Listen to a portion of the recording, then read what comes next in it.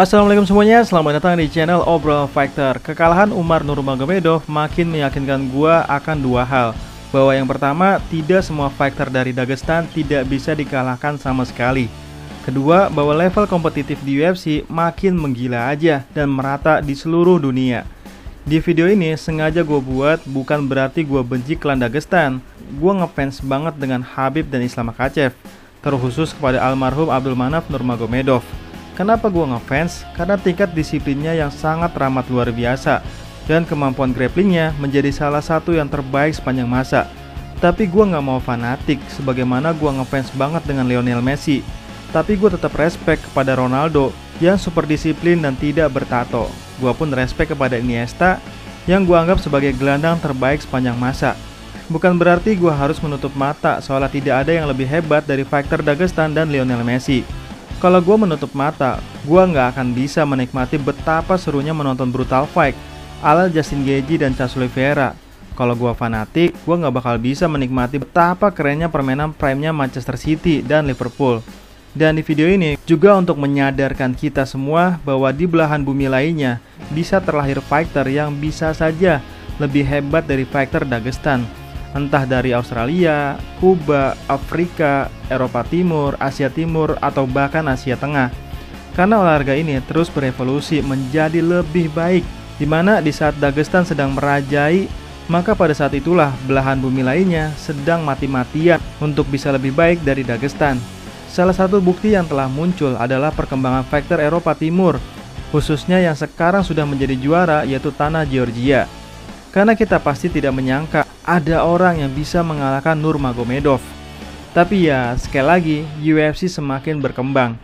Jadi tidak selamanya Nurmagomedov hebat terus. Sebagaimana prime-nya Barcelona, yang waktu itu mampu sextuple dan dianggap tim terkuat di bumi yang tidak mungkin ada yang bisa mengalahkannya. Tapi kalau masanya sudah berakhir dan formula untuk menghancurkan tiki-taka sudah ditemukan, seperti counter attack-nya Real Madrid, Barcelona bisa kalah juga. Dan bahkan hingga saat ini tidak pernah lagi jadi juara Liga Champion. Bertele-tele banget lu bro, ngomong mulu, panjang lebar banget lu ngomongnya. Ya gimana ya, gue ngomong panjang lebar kali tinggi gini pun tetap aja masih ada aja yang fanatik dan menutup mata bahwa akan ada yang lebih hebat dari Nurmagomedov. Dan buat lu yang fanatik, lu berarti belum pernah denger apa kata George St. Pierre, bahwa intinya GSP senang ada yang lebih hebat darinya, karena jika tidak ada yang lebih hebat darinya, maka olahraga ini tidak berkembang. Dan sekarang masuk dalam pembahasannya, yaitu soal tanda-tanda kejayaan Nurmagomedov berakhir. Yang pertama, meninggalnya Abdulmanaf Nurmagomedov pada tanggal 3 Juli 2020 tentu sangat amat berpengaruh dengan para fighter Dagestan. Bahkan salah satu penyebab Khabib pensiun dari MMA adalah karena meninggalnya sang ayah. Walaupun Islam Makhachev, Umar Nurmagomedov, dan Usman Nurmagomedov masih terus berprestasi, tapi tidak adanya sang mendiang Abdulmanaf bisa jadi suatu kehilangan terbesar dalam sejarah fighter Dagestan. Yang gue takutkan adalah seperti Manchester United yang kehilangan sosok Sir Alex Ferguson, dimana dulu Manchester United yang mungkin tidak punya fans di Indonesia menjadi klub paling banyak fansnya di Indonesia, di mana Sir Alex Ferguson sebagai pelatih dengan peraih trofi terbanyak dalam sejarah kepelatihan sepak bola dunia. Bahkan Khabib pun mau tidak mau, saya memiliki begitu banyak ilmu dari ayah saya. Jadi untuk menjauh dari orang-orang ini, saya harus berada di sini dan saya harus berbagi ilmu di sini dengan para fighter. Yang kedua, Khabib akan berhenti menjadi pelatih selamanya. Sebagai penerus ayahnya, Khabib sempat berkali-kali untuk mewujudkan keinginannya untuk berhenti dari dunia MMA. Tapi karena Khabib adalah satu-satunya pewaris ilmu ayahnya, maka Khabib masih melatih hingga saat ini. Tapi menjelang UFC 311, Khabib sudah memberi sinyal ia akan berhenti menjadi pelatih setelah UFC 311 ini. Seperti yang kita tahu, salah satu yang membuat Islam Makhachev begitu kuat adalah pola latihan dengan Khabib yang jauh lebih berat ketimbang bertarung langsung di perebutan sabuk juara, di mana Usman dan Umar pun mengaku kami hampir mati saat berlatih dengan Khabib.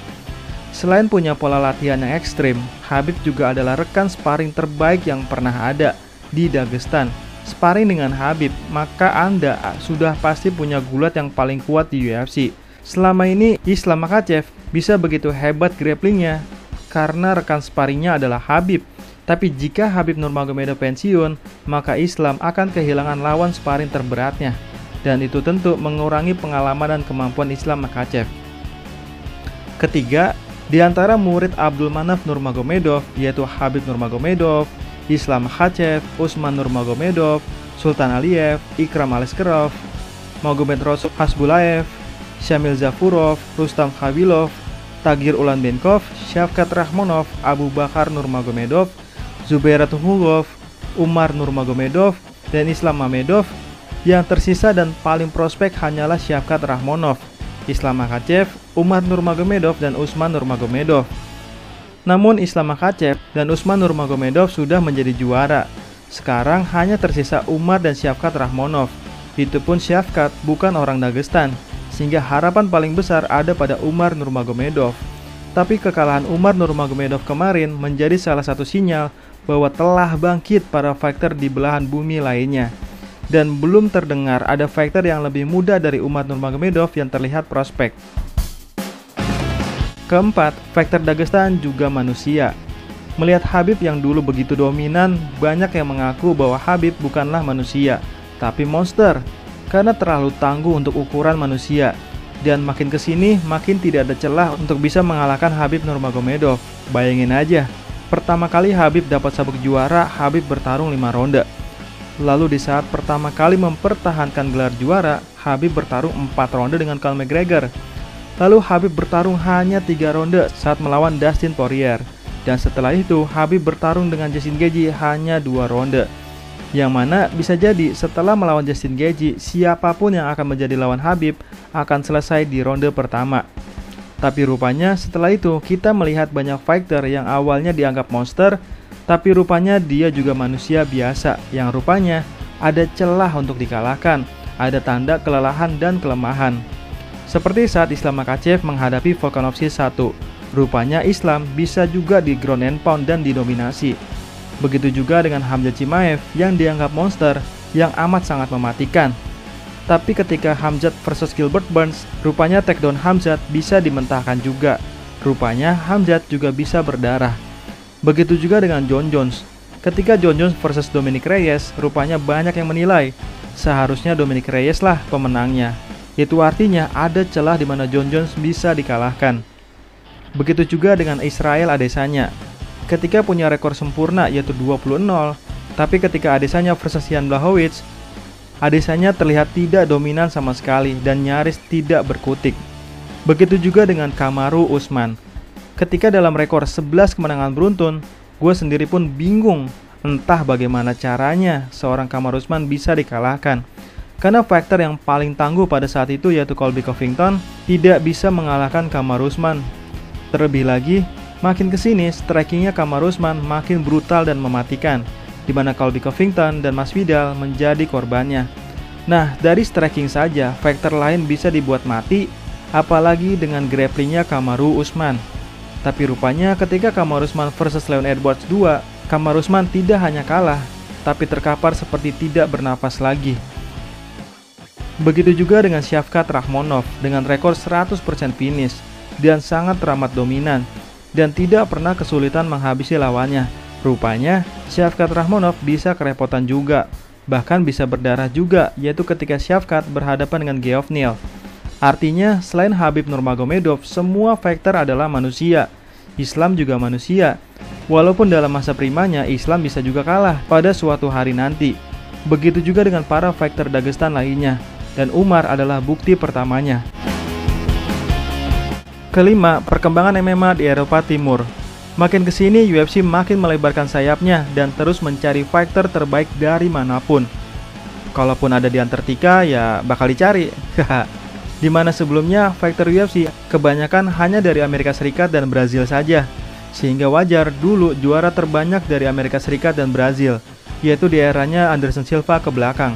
Tapi makin kesini, selain UFC sudah mulai sering membuat event di Eropa seperti di Perancis dan Inggris, UFC juga terus mencari fighter terbaik di Eropa dan muncullah para fighter Eropa Timur. Nah, salah satu penyebab fighter Dagestan begitu tangguh adalah karena mereka orang gunung. Nah, tentu orang gunung itu bukan hanya fighter Dagestan, tapi juga fighter yang lahir di pegunungan Kaukaus, yaitu fighter Georgia dan Armenia. Fighter Georgia seperti Merab Dvalishvili dan Ilia Topuria, dan fighter Armenia seperti Arman Sarukian.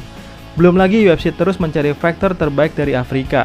Tidak hanya itu, di UFC juga sudah mulai diisi para fighter Asia Tengah, seperti Shavkat Rakhmonov, Mahmud Muradov, Muin Gafurov, Orolbay, Rafael Fiziev, Nurullah Aliyev, dan masih banyak lagi. Dan perlu dipahami lagi, dulu fighter UFC hadir dari kalangan ahli bela diri masing-masing, seperti Royce Gracie dan Ken Shamrock. Setelah itu, fighter mulai jago dalam dua ahli bela diri, seperti Anderson Silva, yang berbahaya di Muay Thai dan Jiu-Jitsunya. Setelah itu, fighter bukan hanya jago dalam dua bela diri, tapi juga disiplin, seperti George St. Pierre. Setelah itu, fighter menguasai tidak cukup 2 bela diri, tapi 3 bahkan 5 bela diri, seperti Jon Jones. Setelah itu, fighter jago dan peraih medali Olimpiade pun tidak berpengaruh di sini, karena fighter harus tangguh, dan salah satu yang membuat fighter tangguh adalah terlahir di gunung, dan berlatih keras sejak kecil seperti Khabib Nurmagomedov dan Islam Makhachev. Setelah itu, yaitu adalah era saat ini, yaitu bukan hanya jago di 2 bela diri, yaitu striking dan grappling, bukan hanya berlatih sejak kecil, bukan hanya disiplin, bukan hanya terlahir di gunung, tapi juga didukung teknologi, seperti Ilia Topuria yang punya banyak teknologi dan ahli gizi, untuk memprogram dirinya menjadi monster. Ya, kalau Indonesia masih di fase ilmu tanpa disentuh, aduh. Dan salah satu teknologi yang mulai terlihat adalah ketika Arman Sarukian menggunakan alat yang bernama cryotherapy, yang merecovery tubuhnya dengan cepat.